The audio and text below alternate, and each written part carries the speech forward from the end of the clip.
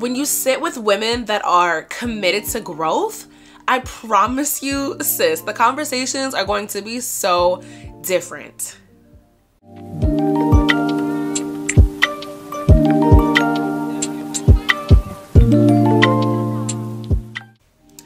Hi everyone. Welcome to the first episode of season 2 of the Motivational Mama Podcast. Oh my gosh. I am your host, London Marie, and on this podcast, it is my goal to just really help women heal and feel on their journeys of becoming a better woman, becoming a better individual, just all of the above. And on season 2, we are not stopping. We are continuing to heal. We're continuing to grow. We're continuing to glow and just be the best versions and become the best versions of ourselves, or as the young girls say, becoming that girl. So it has been a long while since I've talked to you guys. Oh my gosh. Season 1 was really an opportunity for me to just see how the heck do you run a podcast? How in the world do people do this? And I'm a very big faith-based person, so I just jumped on it. And I had a plan, but I just took a big leap of faith. And it worked out. I did a lot better than what I thought I was going to do. And why not go in for season 2? Keep it going. Plus, I realized that a lot of people loved hearing from me, and I thoroughly enjoy being that person that can just kind of get people to think differently, have a new perspective on a situation. I'm that friend in my friend group, and although sometimes it has its moments, it's something that I enjoy. So before we get started, we're going to do a little ground rules. This is a really safe space. In the video and when you're listening, in the comment section, I really want y'all to know that this is a safe space, okay? We don't do bullying. We don't do any type of just negativity. That's not what we're here for. So with that being said, we can honestly just roll into the topic. This episode is going to be all about toxic people. Scratch that. This episode is going to be all about how to leave toxic people in 2022, okay? We are not bringing those people into this year. By the time this episode comes out, you guys have had about a month to really start your year and an opportunity to rid yourself of those individuals. And so I kind of wanted to just use this episode as a check-in. So for those who have done it and for those who haven't, this is a way for you to kind of be like, okay, all right, we might need to leave them people alone. Yes. So let's talk about it. I actually came across a quote and I really wanted to share it with you guys because it resonated with me. For those who have watched my first season, y'all know I always have my notes. So I wrote it down.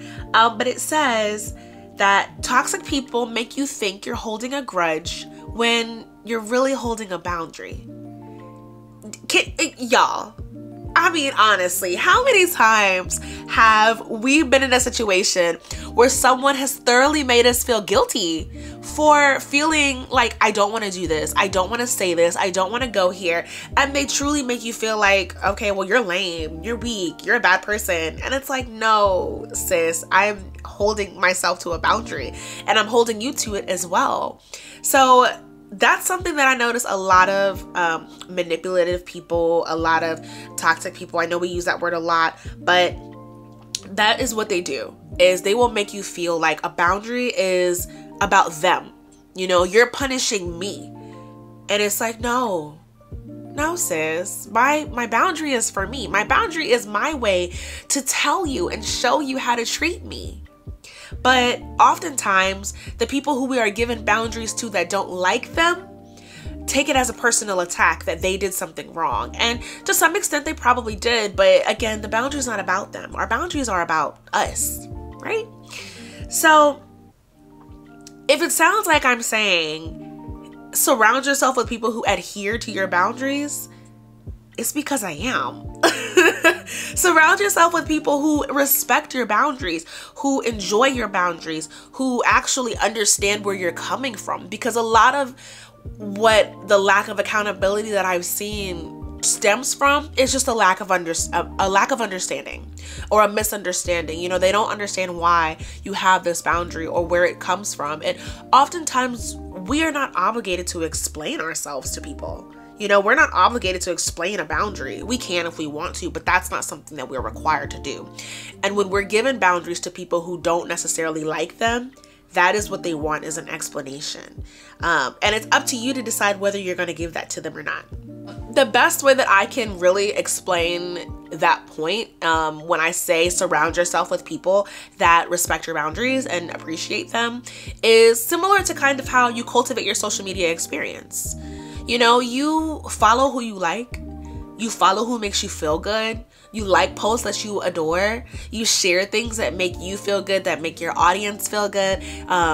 You really cultivate and shape your social media experience to a realm that really provides a positive space for you. Why does it have to stop on social media? It doesn't. Surround yourself with people that are doing better than you, that are achieving things that you want to achieve. Because when you start to surround yourself with people who are doing better than you and people who are actually achieving their goals, they are being human, and they're not making you feel bad for, you know, your boundaries. They're not making you feel bad or shy away from talking about the things that you like. You start to see a change. You see a change in yourself. That's the biggest change. But you also see a change in the environment that you're in. When you surround yourself with people that are doing the things that you like and are living their best lives authentically, you start to fall into the same category. And that is a true blessing. And toxic people don't allow you to do that. Toxic people want you to be where they are. And the saying, misery loves company, sis, that's not just a quote. That is real life. Misery loves company. I've seen people like that, and I've had to cut people off like that. And it hurts, and it does make, you know, for me personally, it made me feel a kind of way, because it was like, I don't want them to think they're a bad person. I care about their feelings, but at the same time, I had to realize that it's about me. My boundary is about me. I want to feel good. I want to feel happy. I want to feel fulfilled. I want to be poured into as much as I'm pouring into other people. But toxic people, like I said, they just don't allow you to do that. So I wanted to share 4 ways that I have effectively removed toxic people from my life, and how I think that these tips can help you in your year of 2023. So these are the 4 tips. Let's go ahead and dive into them. The first one is to correct them the first time. Now, let me just say, when people get comfortable disrespecting you, they're going to keep doing it. They're going to keep pushing the boundaries. They're going to keep pushing the limits, because you don't correct them and hold them accountable. So in reality, they think that they're not doing anything wrong. And now you're operating off of an unexpressed expectation, and that's not okay for you, nor is it okay for them. So if somebody does something that you don't like, correct them the first time. Okay? We're not doing that. I don't like that. That made me feel sad. You hurt my feelings. Hey, I don't like when you talk to me like that. It doesn't have to be some grand event or a really long explanation. It can really be I didn't think that was funny. I didn't like that.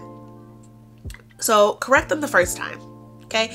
Additionally, when you correct them the first time, if they do it again, bye. Because I told you that I didn't like that. I already gave you a warning, per se. So when they do something again, they have no excuse to say they didn't know, because you corrected them the first time. So let's start holding folks accountable, okay? The second one is to get comfortable in solitude. This one was a real eye-opener for me, because I prayed about this. I asked God to show me things that I either refused to see or that I couldn't see, but also allow me to be receptive to what He was showing me. And with that, I started to lose people. And naturally, when you hold people accountable, the people who don't like it start to stray away. That's a normal thing. when you get comfortable in your solitude, I want you to know that this is not saying you're lonely, girl. You ain't got nobody. That is not me saying that. It's me saying when people come into your life, ask if their presence is more fulfilling than your solitude. Do they breathe life into you? As my mom would like to say, do they pour into you? Okay? Do they teach you things? Do they help you grow as an individual? If they don't, you have to kind of start asking yourself, what value do you bring into my life?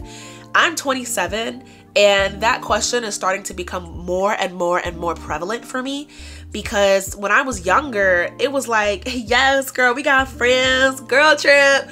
Like, that's how it was. But now I'm like, if you're watching on YouTube, you can see the face that I just made. But if you're listening, honestly, I'm now just kind of like, okay, what value do you bring? All of my friendships and all of my relationships, I intentionally want to have value. I don't want to be your friend just to be your friend. You know what I'm saying? And when you start to look at life like that, you start to get very intentional, very selective with the people that are in your life. And sometimes you have those moments of solitude, and that's okay. The third thing is to accept that people are not your project.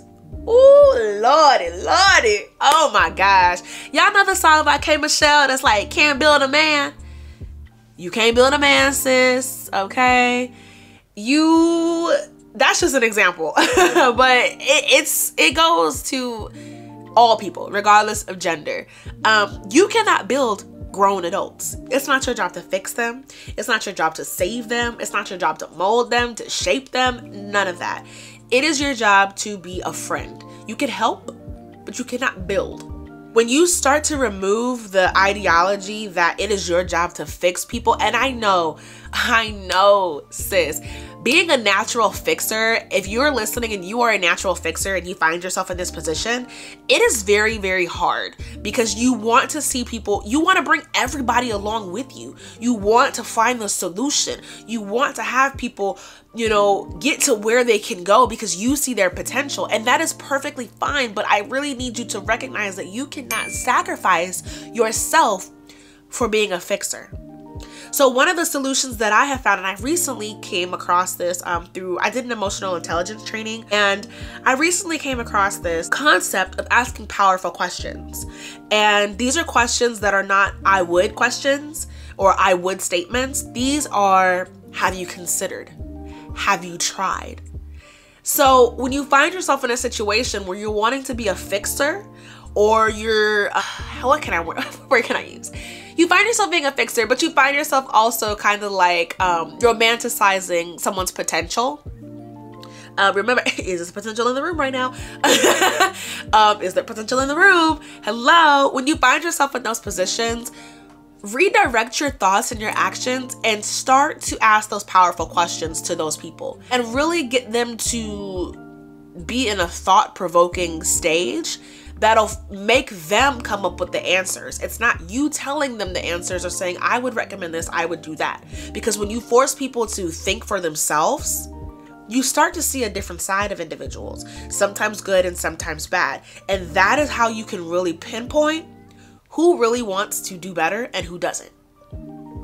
The fourth thing is to let them talk. This is not let them talk because they want to be heard.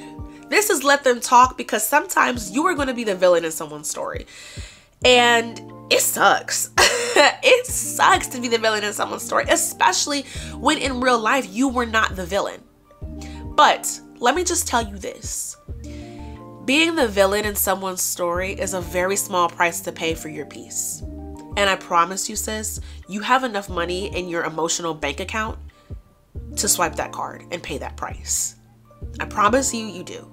So let them talk. If they want to go and run their mouth and say you did this and you did that and she did this and he did that, and that's how they want to operate, that speaks a lot towards their character, not yours. And also, you don't have to go and explain yourself nor justify yourself for anything. So let them talk. again, it speaks more to their character than it does yours. And it's really nothing that you can control, because going back to the third step, you can't fix people, and you can't control people. So when they want to become that person to spread rumors or to spread lies or to just really hear themselves talk and be the Karen or the gossiper, let them be. I promise you, karma has no expiration date. God and his enlightenment has no expiration date. So let them talk. Don't even waste your breath. Don't even waste your time. All right. I don't want that for you. I want you to just be your best self. So I will leave you with this. People will either inspire you or they will drain you.